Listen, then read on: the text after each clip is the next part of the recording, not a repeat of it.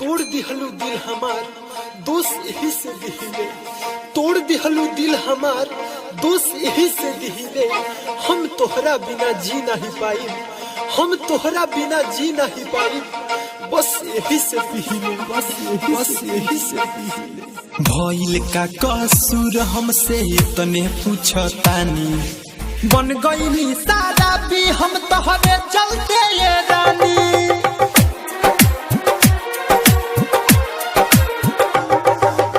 भइल का कसूर हमसे तने पूछतानी, बन गईली सारा भी हम तोहरे चलते ये रानी।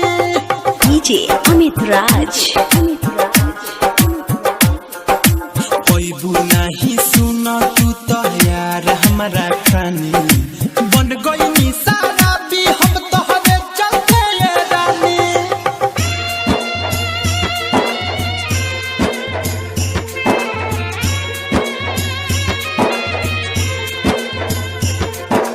डीजे अमित राज।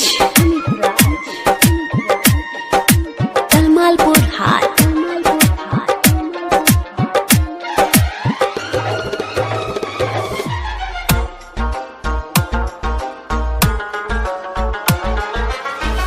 पहिले तो ऐसन हम नहीं रहनी, कहीं गलतिया जे तोहरा के चाहनी।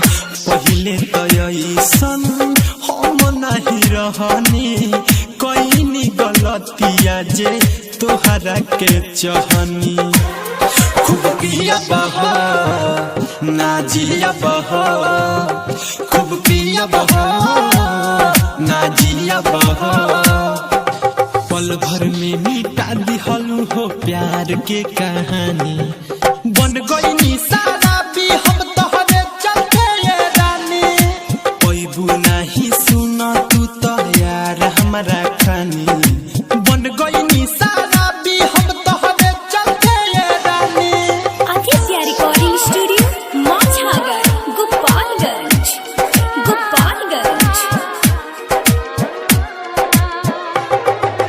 डीजे अमित राज। कलमालपुर हाट।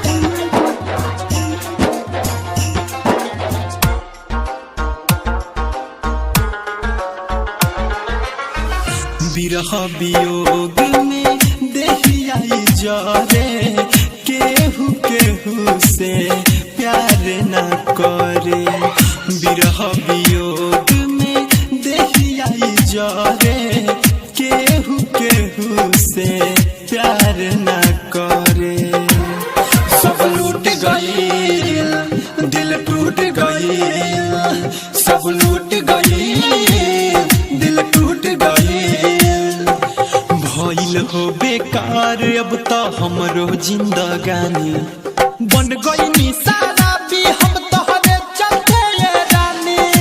पैबू नहीं सुना तू तो यार हमारा खानी, बन गईनी सारा भी हम तोहरे चलते ये रानी।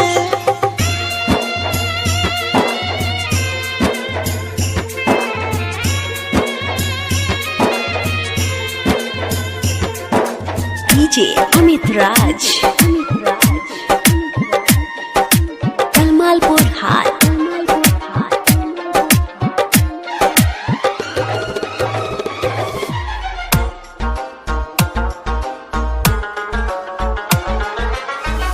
मथवा पर हाथ धके किरिया तू खैलू, दीपक दीवाना के दिलवा दुखैलू। मथवा पर हाथ धके किरिया तू खैलू, दीपक दीवाना के दिलवा दुखैलू।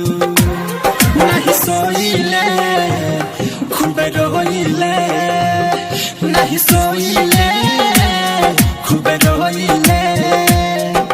सुना से सोनाथ मनोज रंजन गईले जानी, बन गईनी सारा भी हम तोहरे चलते ये रानी।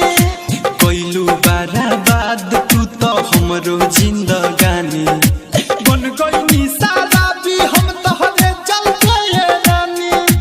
पैबू नहीं यार सुना तू तो हमारा खानी, बन गई